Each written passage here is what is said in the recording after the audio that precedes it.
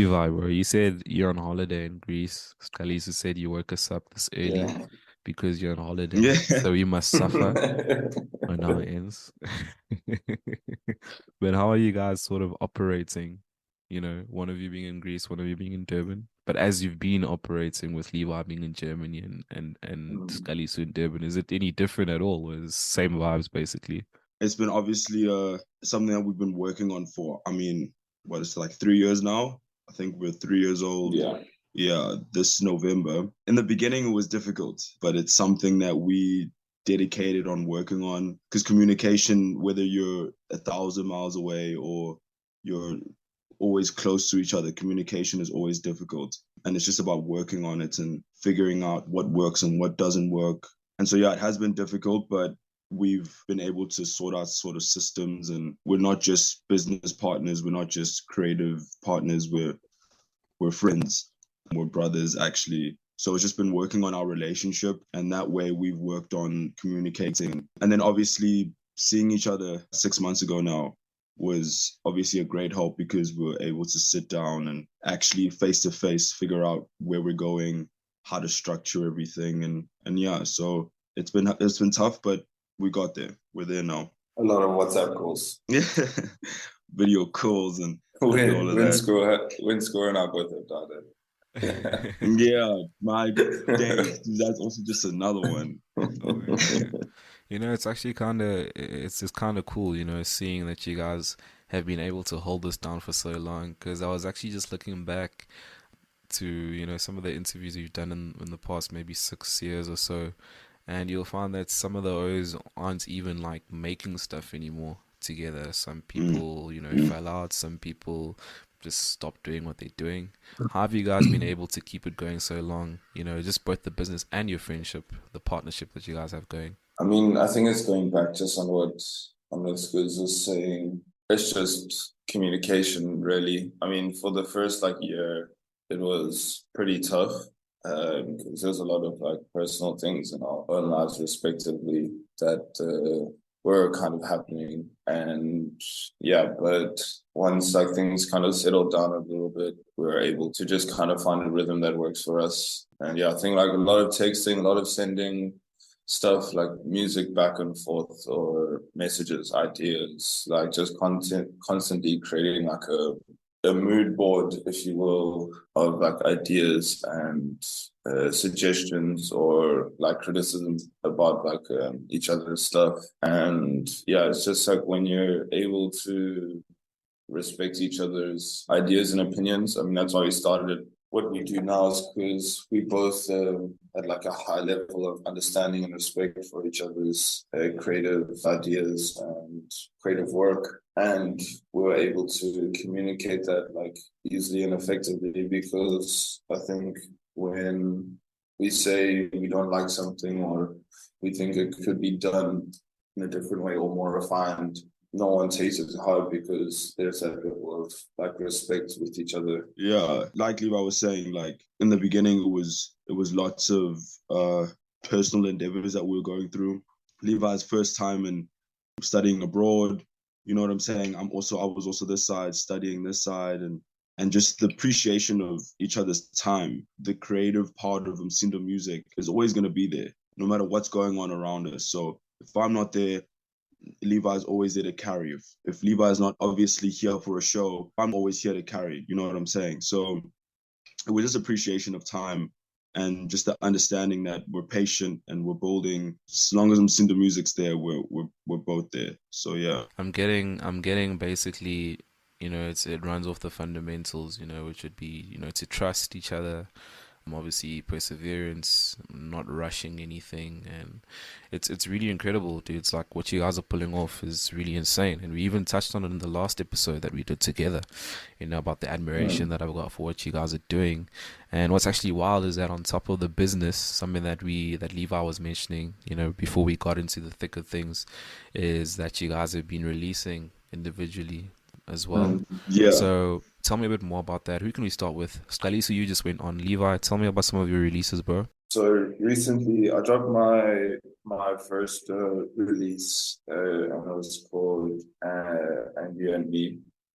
And that was just kind of like this cool, glitchy breakbeat thing that I kind of had to drop because when you set up like your publishing, you have to like drop something so then the next release can drop like quickly and there's no like issues. And the second release, which I'd actually consider more of my official release, because it was the first track to be released under Umsindo Musiek. The name of it was Feel. And it's just like super powerful vocals and great, great piano. I mean, I'm kind of like, it was my first release that I was like, the first track at that time where I was happy with what I was producing, to be honest. And I mean, forever my ear is changing and getting better and more experience and still quite like young into it. So that was my most recent release, which was about 8 months ago, which is quite long, and which is something I'm trying to change at the moment. But also kind of going back onto the thing where I'm not like super big on like rushing things. But what will be happening is a lot of releases under some cool labels. We have some friends that I'm gonna be releasing under their label. Also some bigger labels on like Berlin side. And yeah, just trying to produce great club music and things that can translate, whether you're just chilling or transcend through many emotions and feelings, but mainly for the club. So we'll also be releasing an EP together, so a collaborative Umsindo Music EP at the end of this year for the summer, because we're both summer boys. Like I feel like Levi and I are just both for the sun, for the warmth, and our music sort of resonates that good feel vibe. Now that I think about it, most artists are actually smart by releasing music at that time of year. But yeah, besides that, we'll be dropping an EP around September, which also just correlates with the time of our birthday. So we'll have a lot of stuff happening around then. So yeah, the music that we're making at the moment is for myself as a producer. It's figuring out my sound. It's figuring out like the things that I enjoy, because obviously influenced by a lot of stuff, influenced by jazz, by that South African house stuff, but also largely influenced by that European sound as well. So yeah, it's just figuring that out, and hopefully what we do produce is going to be appreciated by our fan base, and we'll go on and on. So yeah, that's where we're at with music. That's really dope, guys. What sort of inspired you guys wanting to sort of release an EP? Because this is something that I posted recently on the page as well, where I took out a section of an interview we did with peasants, where they were basically saying that nowadays it's more about people want something that they can consume quickly. Like that's why maybe some artists would go for like a single release as opposed to like a full body of work type thing. So for you Yeah, I guys to be mean, able, go for it, bro. I mean, I think like I do understand what you're saying, and a lot of people do think like that kind of where it's like vocals have to hit in the first 7 seconds. The track needs to be 2 minutes long, and sure, I'm happy for them. It's just not the way we do it. I think a lot of the times, like with social media content getting shorter and shorter, that's okay. I think it just depends on the track as well. Like especially in dance music and what Sqalisu and I are doing at the moment.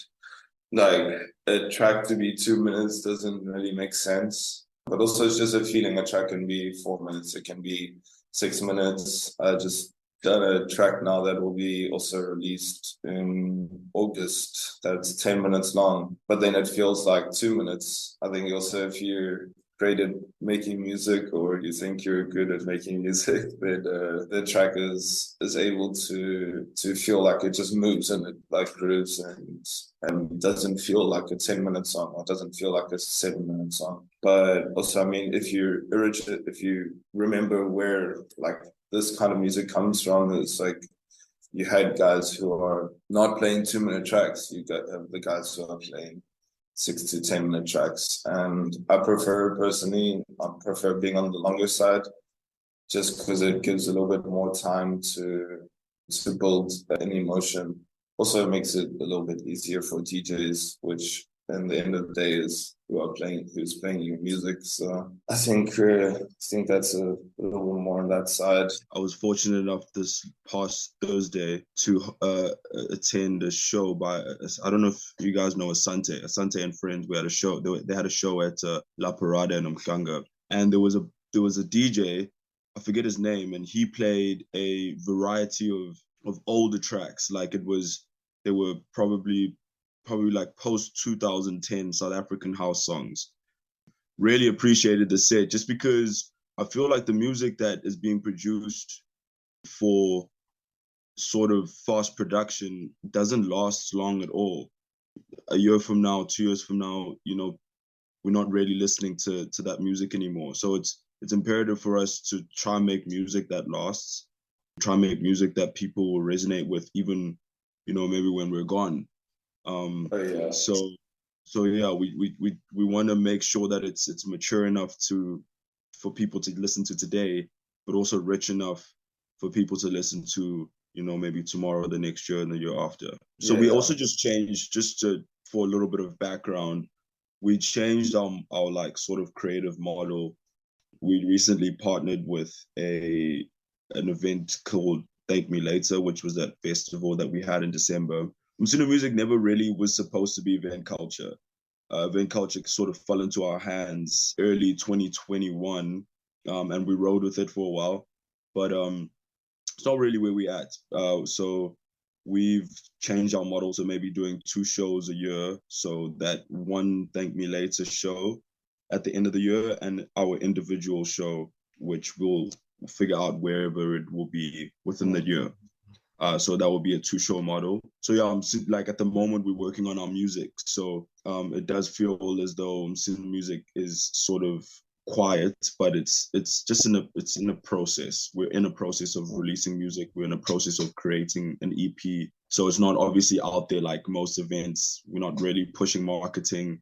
We're not pushing things like that. We're just at a place of process and creation. And once that comes to fruition, we'll be out there again.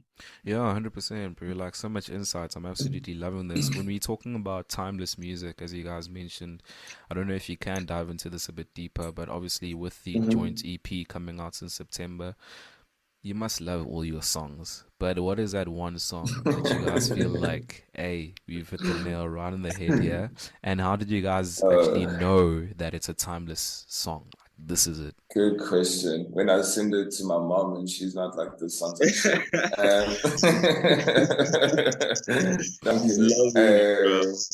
Yeah, if she's not bored within 10 seconds.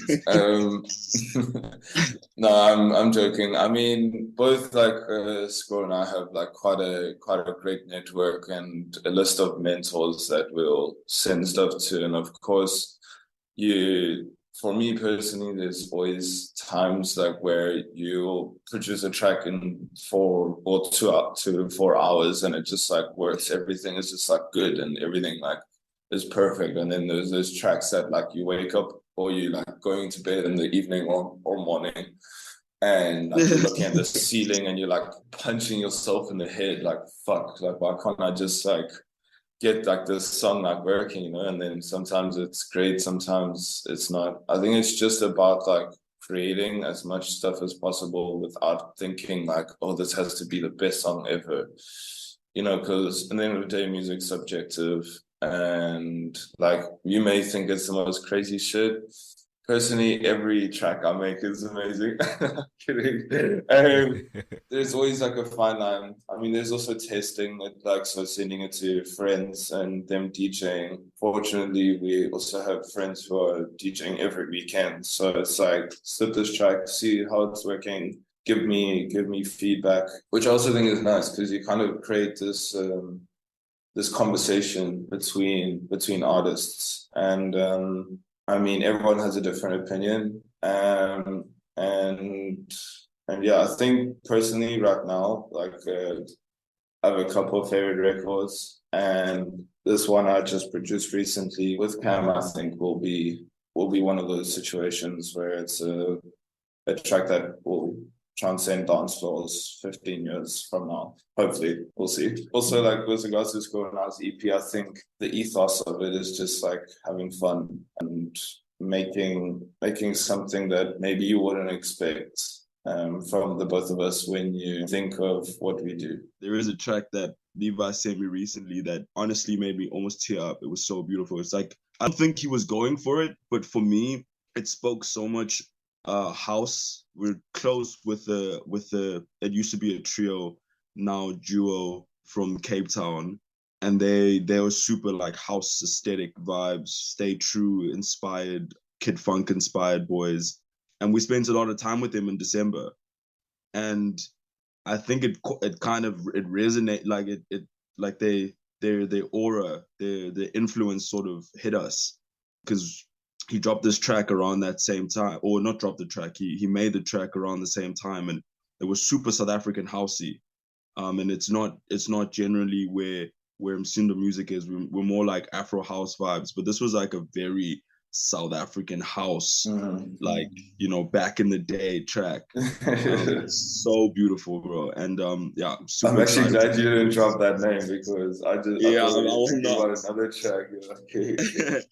I will not be dropping that name, but yeah. Also, me and a producer renamed now Les FM. Watch out for that tune. Check out the boys. Be Mindful on Instagram and Les FM as well.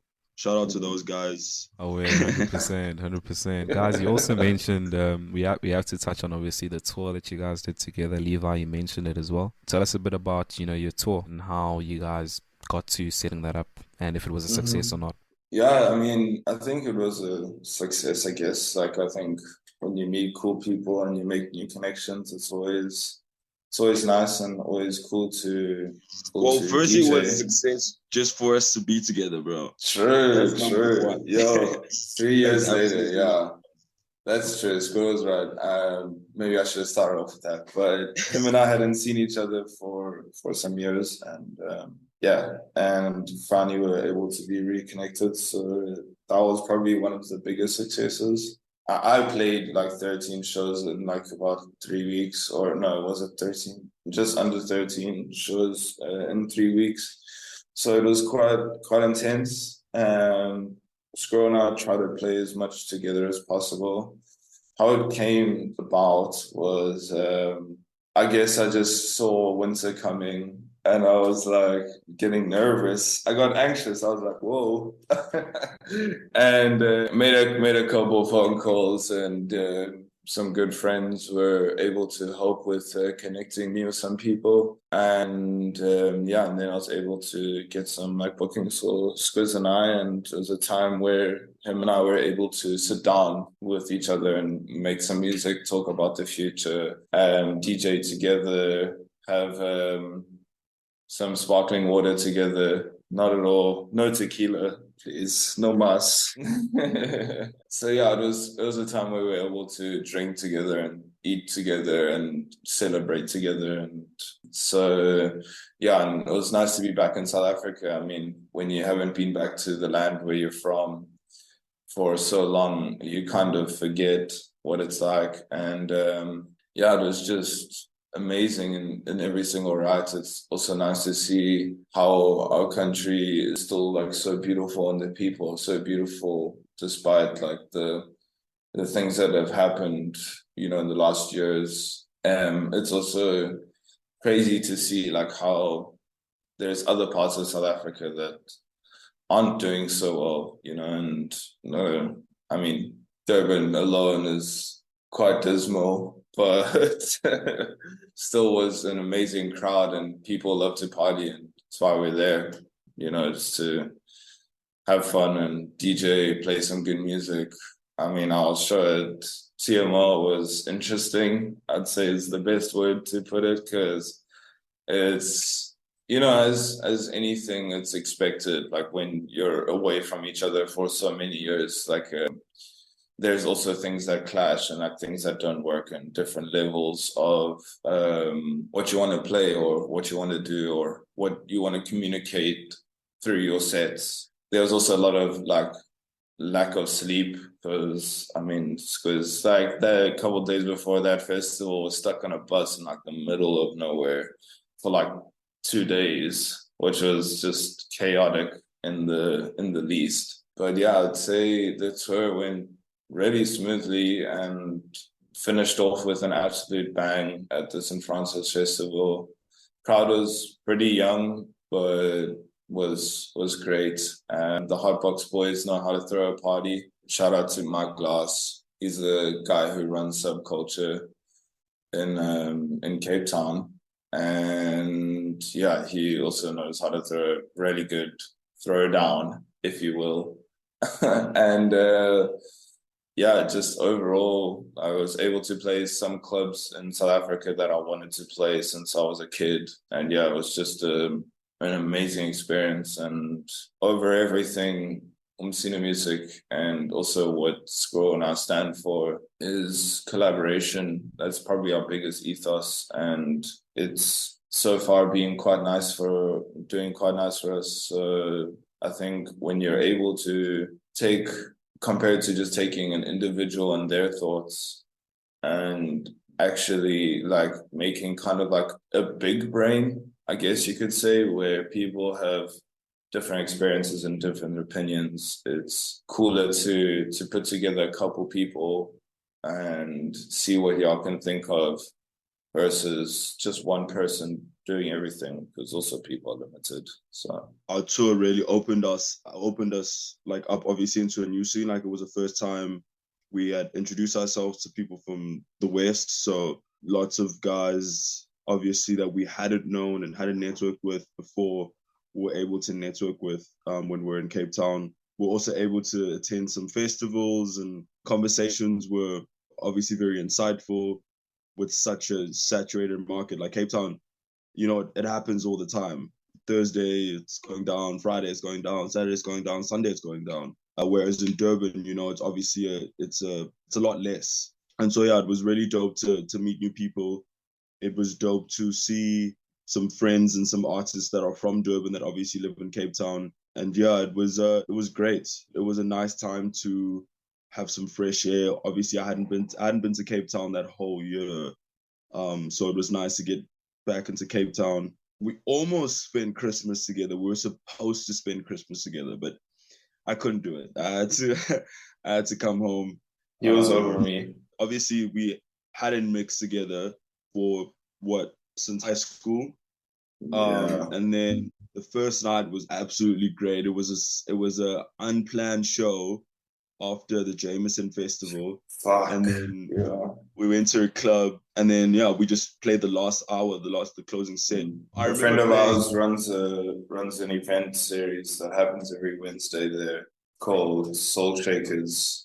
Two guys, Dylan and Pariah. Shout out Pariah as well, bro. Yeah, follow shout outs out here. We're putting you on. We're like taking our artist archive that we know and like putting you there. So yeah, I mean, it's about expanding that network, you know, so it's all good. When is the next time we can actually see Sqalisu and Levi Drive playing together? You know, give us times, locations, dates, the works. Whoa, good question. Something I should ask myself. No, I'm kidding. So I think with regards to the two shows a year, it's respectively to Umsindo Musiek, where we're throwing so many events at a point. Sometimes like it's just going back on our philosophy. It's like not rushing things. And at the beginning they were working, and then towards the end they weren't working, because it was just too much, too repetitive, too much same venue, same things. Basically, we just decided like for our own shows, like respectively, like we'll DJ as much as we get booked and as much as we feel like DJing. But it was more of just like the 2 shows a year. We wanted to do like 2 productions that is just like a life-changing experience, if you will.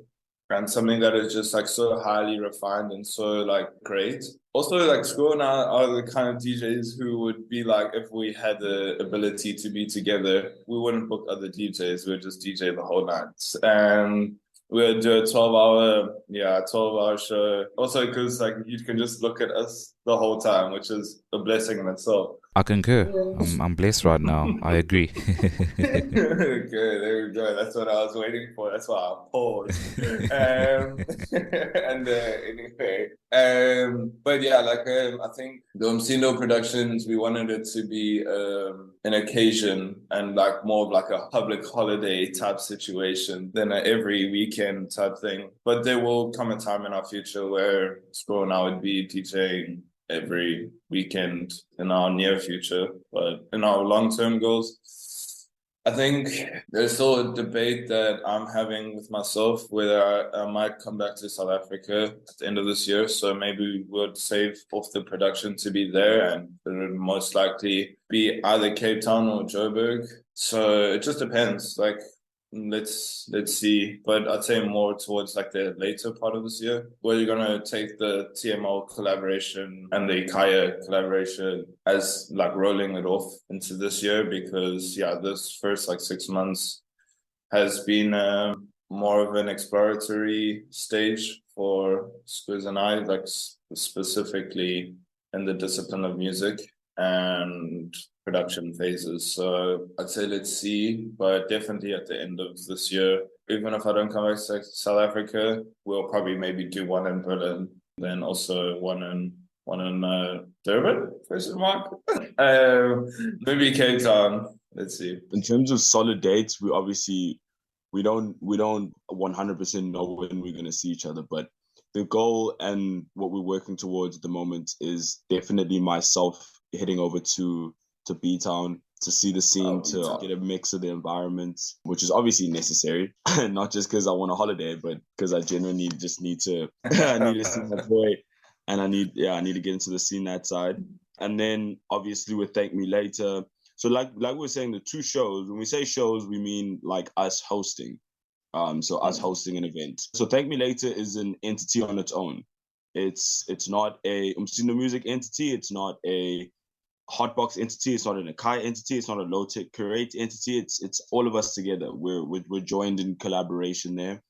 It even has its own Instagram profile. So yeah, it's a baby that we've all invested in. We've invested a lot of time. I remember the week of Thank Me Later I was so tired. Like we worked every day until like 12 just to, or even like 2 in the morning just to get the place set up. Obviously just great working with people that you don't really But that know. was also when Squirrel was stuck on a bus for like 2 days. So yeah, hence so good reason to be tough. tired. Yeah. It was super tiring. The whole week was just madness. And so yeah, so we'll have those TML shows, and then we'll have an Umsindo Music. This year it will probably be in celebration of our birthday, because we haven't celebrated Umsindo Music before, and it's 3 years down the line now, and we need to throw a super bash. Also bring down the third of Umsindo, Robin from Australia. Maybe do like an all night long. Yeah, that's literally what we want to do. Every time we plan a show, the first option is always an all night long. One of us playing. Like, can we play just by ourselves? Obviously, we always end up wanting to get other people involved and wanting to get other soundscapes and stuff. Mainly because like clubs don't always like the fact that they, like in South Africa at least, like they don't really understand that like 1 or 2 DJs can play like the whole night. Yeah. In Berlin, it's a super common thing, and in the rest of the world, it's a really common thing. I get it though, because also Sqalisu and I aren't like famous, so it's like we get it. Get out of here! You're famous to me. So that's why it's like it is also nice to then involve like our friends or people that we like in our events. That's absolutely amazing, guys, and it makes so much sense. I guess all that's left now is for us to basically find out as to where exactly we can find all the gig guides and where the sort of central hub for us to get all the details and the information of the upcoming gigs could possibly be. So, I mean, I know for a fact that Sqalisu and I both like we're trying to get a website. And one thing we actually haven't spoken about that, but I just had an idea when you said that is maybe we'll do like a letter, like an email that you can subscribe to, where I'll just like basically talk about us for like once a week and send through. Like also that's one thing that we wanted to do is create like a little community. We'll send like unreleased stuff, like unreleased links to like our SoundCloud where you can listen to what we're doing, because I can also see how it's frustrating. You can see like we're working on like a lot of music, but you can't like really hear it. Yeah. So maybe we'll do like a little temporary link that you can like listen to. At the moment, it's more through our respective social media things. So I basically just use Instagram. I'm at Yaske_UMS. UMS stands for Umsindo Music. And then I'm also at Yaske as well on LinkedIn. You can check me out there. But yeah, it's LinkedIn, yeah. Instagram. And then also SoundCloud as well. I'm Yaske at UMS on SoundCloud. I've got mixes up there. I'll find you. Yeah, just Levi Dry across everything. Oh, you're on LinkedIn as well? Yeah, of course, bro. LinkedIn was the first thing I ever downloaded. I've been a business Monday since the early ages. No, I'm kidding. Downloaded in like 2021. I saw you taking shots at LinkedIn, dude. I saw that bombastic side eye. No, I respect LinkedIn, bro. Like dead ass. No, actually, mad respect for that app, bro. It's also just I get kind you of a website for sure. Are you guys making connections through LinkedIn? Like, have you ever gotten a gig through there? Yeah, I have like 2 friends on LinkedIn.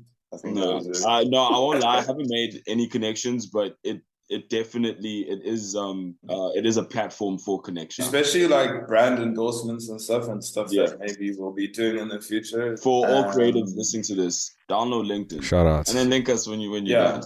But then please follow me because I only have like 6 friends. LinkedIn should pay us for this promo. We plugging. But that's also why I was like, be quiet. I don't like to. Guys, it's been absolutely incredible having you guys on. Are there any parting words that you have for anyone that's been supporting your journey? Download Ableton or something and make music. And to those that have been following us for the longest time, we appreciate you guys. And to all the creatives out there, just be patient, take your time, breathe. Don't forget to breathe, bro. And don't forget to check out all things Sludge Underground on our website, www.sludgeunderground.com. We've just released some brand new beanies. It's the best way that you can support the show, so do get one for yourself this winter. Until next time, it is bye for now.